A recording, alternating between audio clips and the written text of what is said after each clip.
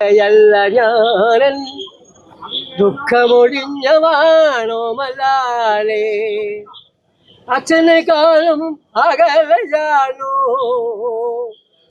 അച്ഛനെക്കാളും അകലയാണോ ഇഷ്ടനാകും നിന്റെ പ്രാണനാഥൻ. അങ്ങനെയാണെങ്കിൽ പോയിടൂ നിന്നാശ തീർന്നിടത്തെ പോയിടൂ നീ എൻ്റെ ഓമലാലേ. പക്ഷെ ഒരു കാര്യമുണ്ട്, വല്ലതും അച്ഛൻ പറഞ്ഞുവെങ്കിൽ അല്ലലാലിങ്ങോട്ട് പോന്നിടേണ്ട. പോകാൻ പുറപ്പെട്ട ദേവിയമ്മ പാദത്തിൽ വീണു നമസ്കരിച്ചു.